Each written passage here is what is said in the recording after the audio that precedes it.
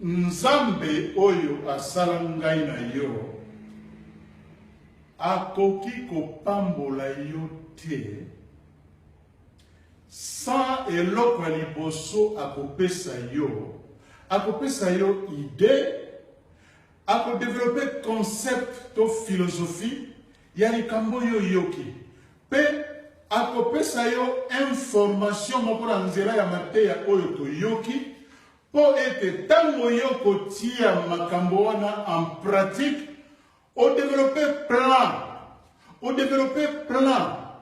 tie plan na yo. Tango yo tie plan na yo, okoyeba sikoyo ndenge nini okosalela mosala oyo Nzambe apesi yo. Destin ya bomoi na yo ezali bongo na maboko na Nzambe oyo asala yo, atinda yo na mokili oyo pe apesi yo mission wana tango yo saleli yango objectif na wana bomoi ezali nde ozongelaka kokumisaka nkolo wana po yalobi ete na maboko ya apesi yo yango nde ozali kokreye bomengo mpo na gloire ya Nzambe to détruire pauvreté pe esprit ya pauvreté na racine na yango na kombo na Yesu Kristo.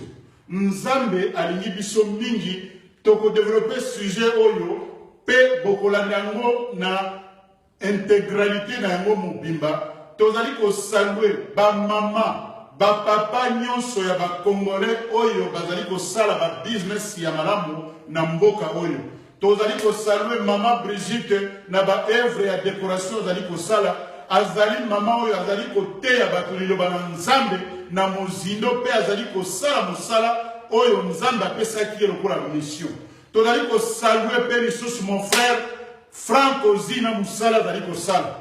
Nzambe apambola yo okende liboso pe na libota na yo po ete ngai na monaki tango bandaki kosala business na yo pe ndenge ose développer. Tozali ko saluer bino nyonso ba frère ba sœur nyonso ya communauté congolaise. Tolingi bino mingi pe ete totimi message oyo po ete to encourager bino na nzela toka mateya na solo oyo kosala te épanouissement ya peuple congolais na mboka oyo. To tiki bomwe na biso nyonso na maboko na nkolo na nzela na Nzambe na kombo na Yesu Kristo na ministère ya molimo mosantu oyo esala mokili oyo esala likolo nse pe na makomi na Nzambe oyo tozali kotanga po ete elongola biso na bowumbu ekangola biso na kombo na Yesu Kristo mokonzi. Merci Seigneur nkolo mpo na message oyo toyoki lelo pe tomitiki tomikabi na maboko na yo Yesu Kristo okouvrir biso na makila na yo obatela mabota na biso. Thank you Jesus Christ. Amen.